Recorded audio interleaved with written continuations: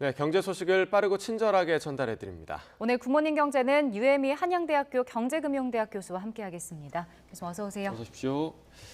자, 최근에 뱅크런 우려가 컸던 새마을금고 사태 어느 정도 좀 진정이 되는 모습을 보이고 있긴 한데 이번 그 새마을금고 사태도 있었고 미국의 실리콘밸리 은행 사태도 있었고 이런 사태들을 계기로 예금자 보호를 좀 강화해야 한다 이런 주장에 힘이 실리고 있거든요. 그 필요성에 대해서 교수님 좀 어떻게 보시나요? 저도 그 필요성에 대해서 공감을 하고 있는데요. 이 예금자 보호 제도가 필요한 이유는 그렇게 금융불안 상황이 닥쳤을 때는 건전한 은행도 파산을 할 수 있는 그런 가능성이 높기 때문에 예금자 보호 한도를 높이면 사실 예금자들이 그런 불안 심리 때문에 빨리 은행에 달려가서 내 예금을 찾겠다는 그런 유인이 줄어들지 않겠습니까? 그래서 금융 안정을 달성하는 데 도움이 되기 때문에 예금자 보호 제도가 있는 것인데 우리나라의 예금 보호 한도는 사실 2001년부터 23년간 5천만 원으로 고정이 되어 있거든요. 근데 그 기간 동안 우리 1인당 GDP는 3배 정도 성장을 했고 또 예금 자산, 은행의 예금 규모도 한 5배 정도 성장을 했습니다. 그런데 예금 보호 한도는 그대로 이제 머물러 있는 거거든요.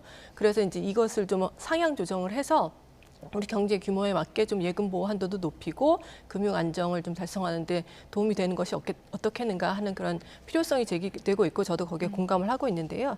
주요국하고 비교를 해도 우리 예금 보호 한도가 상당히 낮은 수준입니다. 미국은 우리가 1인당 25만 달러라는 것은 이제 다 알고 있는데 이게 한화로 하면 이제 3억이 넘는 수준이고요. 그다음에 일본 같은 경우도 이제 현재 환율로 환산을 하면 한 9천만 원 정도, 뭐 영국 같은 경우 1억 5천만 원 가까이 되고요. 그러니까 주요 선진국과의 GDP 격차를 비교를 해도 사실 우리 예금 보호 한도가 상당히 낮은 수준이기 때문에 이것을 좀 현실화할 필요는 있어 보입니다. 우리나라 이 GDP를 생각한다면 예금자 보호 한도는 그 5천만 원에서 얼마 정도로 올리는 게 적절한 건가요? 저는 지금 현재로서는 한 1억 정도까지 높이는 것이 적절하지 않을까 하는 생각을 하고 있는데요. 우선 주요 국가의 이제 GDP 뭐 격차라든지 이런 부분을 고려해서 생각하는 부분이고요. 사실 예금 보호 한도를 무작정 높인다고 반드시 좋은 것은 아닌 게 이 예금 보험 한도를 높이면 당연히 금융기관들이 예금보험공사에 지불해야 되는 이제 보험 요율도 올라가게 되어 있거든요. 그럼 이것이 결국에는 이제 소비자들에게 대출 금리가 좀 올라간다든가 하는 방향으로 또 이제 전가가 될 수가 있기 때문에 무작정 이제 한도를 높이는 것이 좋은 것은 아니고요. 하지만 이제 경제 규모에 맞게 적정 수준으로 조절을 하는 것이 필요하다고 생각합니다. 네. 자, 또 다른 후폭풍도 좀 이어지고 있습니다. 의금융권을 중심으로 부동산 PF에 대한 우려가 높아지고 있고 뭐 계속 부동산 PF 얘기는 계속 나왔었습니다. 이 부분 좀 더 확대될 거라고 보시나요? 저는 아직은 긴장의 끈을 놓으면 안 되는 상황이라고 보고 있는데요. 지금 제2금융권 중에서 새마을금고가 이제 지금 그 금융불안의 이제 뇌관처럼 현재 이제 상황을 촉발시킨 그런 원인으로 지목이 되고 있는데 사실 이제 새마을금고는 연체율, 그 부동산 프로젝트 파이낸스의 연체율이 굉장히 높아서 지금 문제가 되고 있는 것이었는데요. 새마을금고만큼은 아니지만 사실 저축은행 같은 경우도 연체율이 계속 올라서 지난 1분기 말 기준으로 해서 지금 그 부동산 프로젝트 파이낸스의 연체율이 한 4% 초반까지 올라왔거든요. 그리고 사실 뭐 증권사 같은 경우는 훨씬 더 높긴 한데요. 근데 증권사 같은 경우는 가지고 있는 프로젝트 파이낸스 대출 규모 자체가 그렇게 크지 않아서 연체율은 높지만 그게 이제 금융 전반에 이제 불안을 확산시킬 가능성은 별로 높지 않지만 저축은행 같은 경우는 이 부동산 프로젝트 파이낸스에 노출된 그 규모가 상당히 큽니다. 그래서 12개 저축은행 같은 경우 지난해 말에 가지고 있는 부동산 프로젝트 파이낸스 대출 규모가 한 9조 5천억 원 정도 되는데요. 이제 연체율이 이제 점점 올라가는 추세다 보니까 이 부분이 조금 이제 걱정이 되고 있습니다. 그래서 이런 부분 때문에 사실은 여러 신용평가사에서 이 저축은행들이라든지 제2금융권의 신용 등급을 좀 하향 조정하는 사례가 늘고 있거든요. 그래서 우리가 신용 등급 조정 관련돼서 상하향 이제 배율이라는 것이 있는데요. 그러니까 그 신용 등급을 하향 조정한 그런 이제 금융기관 수 대비해서 상향 조정한 이제 기관 수가 어느 정도 되는지 이게 지금 상반기에 0.4였어요. 제2금융권에. 즉 하향 조정한 사례가 훨씬 더 많다는 거죠. 상향 조정한 사례보다. 근데 이 수치가 작년에는 뭐 2점대였고요. 그다음에 그 전에는 4점대였기 때문에 그 당시에는 이제 상향 조정한 사례가 훨씬 더 많았는데 지금 신용 등급이 하향되는 사례가 많다는 것은 그만큼 이런 사안을 신용평가사들도 좀 엄중하게 보고 있다고 볼 수가 있겠습니다.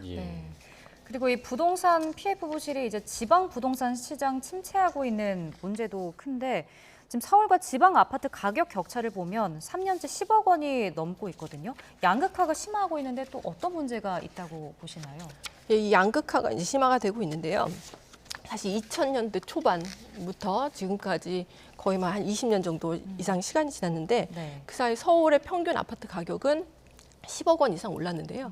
이제 지방의 평균 아파트 가격은 뭐 한 2억 정도 올랐습니다. 예. 네. 그래서 이 아파트 가격을 이제 한번 배수를 구해보면 지방의 평균 아파트 가격 대비해서 서울의 평균 아파트 가격이 2000년에는 한 3.1배 정도였다가 지금은 한 5배 정도 되는 거거든요. 예. 그러니까 그 사이에 이제 아파트 가격의 양극화가 굉장히 많이 진행이 되고 있는데요. 이 부분이 특히 최근에는 서울 지역 중심으로 해서 아파트 가격이 조금 반등하는 모습을 보이고 있는 반면에 지방은 아직도 뭐 미분양이 좀 이제 늘어나고 있다든지 해서 이제 부동산 경기가 완전히 회복이 되고 있지는 않고 있는데 따라서 이것 때문에 금융기관 부실이 좀 진전될 우려도 분명히 있을 뿐만이 아니라 이렇게 아파트 가격이 양극화되는 것 자체로도 또 다른 사회적인 문제를 낳을 수도 있는데요. 네. 일단 서울의 아파트 가격이 지방에 비해서 너무 빠르게 급격하게 오르고 있다 보니까 청년들의 이제 내 집 마련이 굉장히 어려워지고 있죠. 최근에는 이런 내 집 마련이 어려운 게 출산율이 낮아지고 혼인율이 낮아지는 것의 또 이유 중에 하나로 지목이 되고 있기 때문에 그런 식의 이제 사회적 문제하고도 연결이 되고요. 또 지방과 서울 간의 이제 아파트 가격 격차가 크게 벌어지면 결국 이 아파트를 보유하고 있는 사람은 이것이 자산이 되지 않겠습니까? 그러니까 자산 격차가 이제 벌어지는 그런 문제.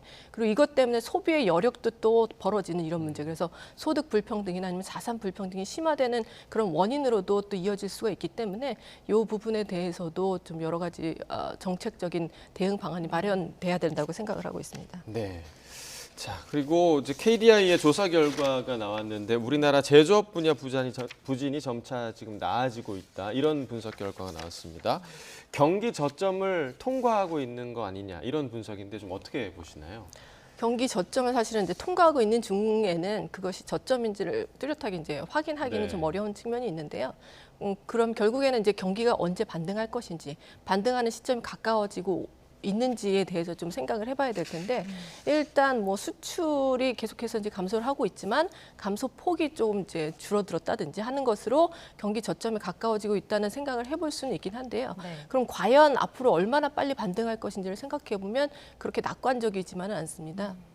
여러 가지 이유가 있겠지만 일단은 중국 경제가 좀 좋지가 않거든요. 그래서 중국 경기가 좀 좋아지면서 우리도 수혜를 입을 것이라는 기대가 연초부터 있었는데 사실 중국 경기가 좀 회복되는 듯 하다가 다시 좀 둔화되는 조짐이 보이고 있고요. 최근에는 그 중국이 혹시 디플레이션에 빠지는 것이 아니냐 하는 그런 우려까지도 번지고 있는 상황입니다. 네. 그래서 중국 경기가 회복되면서 우리 경기가 수혜를 입고 수출을 중심으로 해서 회복이 되는 그런 가능성이 좀 줄어들고 있기 때문에 이제 반등이 이제 수출을 통해서 반등되는 시점이 조금 더 지연이 될 가능성이 높고요.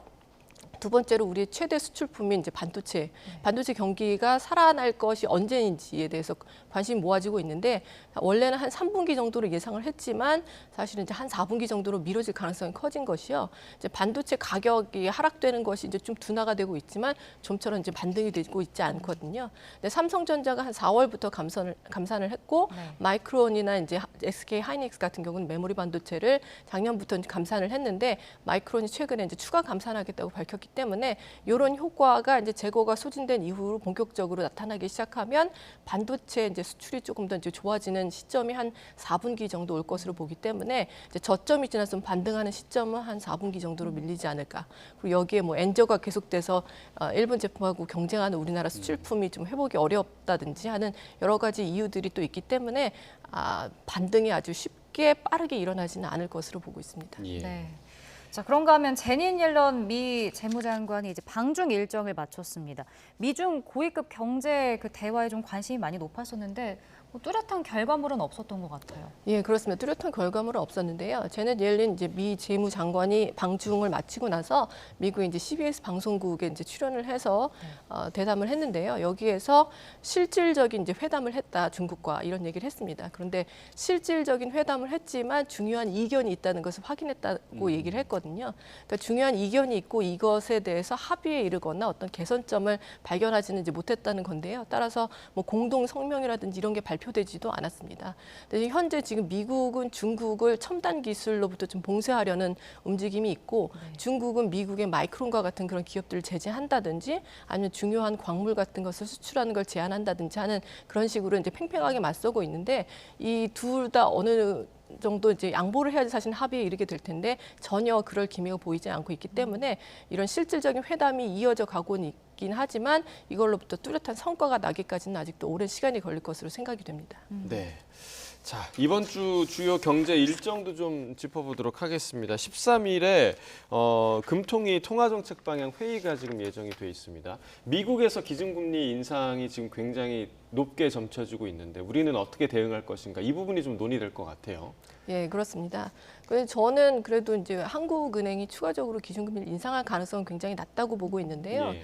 일단 지금 주요 선진국들이 아직 긴축을 멈추고 있지 않은 상황이긴 하지만 그 각 나라들마다 각국의 물가 상황에 따라서 기준금리를 자율적으로 지금 운용을 하고 있는 상황입니다. 근데 우리나라 같은 경우는 물가 상승률이 빠르게 떨어지고 있거든요. 네. 아직 근원 물가 상승률은 뭐 3.5% 지난달에 이제 나왔기 때문에 좀 높은 상황이긴 합니다. 물가 상승률 목표치인 연 2%보다는 상당히 높은 수준이긴 하지만 그래도 계속해서 좀 좀처럼 움직이지 않다가 지난달에는 0.5%포인트 정도 좀 빠르게 둔화가 되었거든요. 예. 그래서 물가 상승률 측면에서는 기준금리를 더 올릴 필요는 없고 현재 수준을 유지하는 것만으로도 물가가 빠르게 하락하고 있기 때문에 이런 부분에서 물가 상승률을 고려했을 때는 추가적으로 기준금리를 올릴 필요는 없다고 보고요.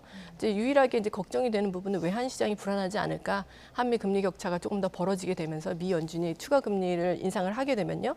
하지만 그럴 가능성도 이제 아주 크지는 않다고 보고 있거든요. 왜냐하면 이제 채권 시장이라든지 주식 시장에서 동시에 자금이 이제 빠르게 빠져나가는 모습은 전혀 보이고 있지 않고 오히려 좀 안정적인 모습을 보이고 있기 때문에 그런 부분을 고려한다면 이제 한국은행이 기준금리를 더 올릴 가능성은 별로 없다고 보고 있습니다. 하지만 앞으로 어떤 식으로 이제 경제를 보고 있는지 이런 정도의 정보가 나올 것이기 때문에 그 이제 한국은행의 통화정책 방향에 대해서 좀 관심을 갖고 지켜보면 좋을 것 같습니다. 네, 그러니까 일단 이번 달에는 동결을 좀 전망해 주셨고요. 네. 또 하나의 그 경제 일정이 있는데 미 연준이 주목하고 있는 지표죠. 6월 소비자 물가 지표도 이번 주에 나온다고요? 예, 그렇습니다. 미국의 이제 소비자 물가 지수 상승률이 발표가 되게 되어 있는데요. 지금 미국의 이제 물가 상승률의 둔화 흐름이 굉장히 좀 더딥니다. 네. 그래도 지난달에는 조금 이제 빠르게 떨어지긴 했지만 근원 물가 상승률이 여전히 5%대에 이르기 때문에 이 부분이 얼마나 빠르게 떨어질지가 좀 관심이 가고요. 그런데 이제 지난 주말에 미국의 고용 상황에 대해서 이제 발표가 됐는데 6월 고용 상황이 발표가 됐는데 고용 시장이 여전히 굉장히 탄탄하다는 또 지표가 확인이 됐습니다. 실업률도 조금 이제 다시 떨어지고 그다음에 이제 고용도 상당히 탄탄한 상황이기 때문에 이제 물가 상승률에도 그런 부분이 반영돼서 얼마만큼 계속해서 고물가가 유지가 될지가 추가적인 미 연준의 금리 인상이라든지 향후 정책 방향을 아는데 좀 가늠자가 될 것으로 생각이 됩니다. 알겠습니다. 네, 오늘 굿모닝 경제 여기까지 듣겠습니다. 유혜미 교수와 경제 이야기 나눠봤습니다. 고맙습니다. 고맙습니다.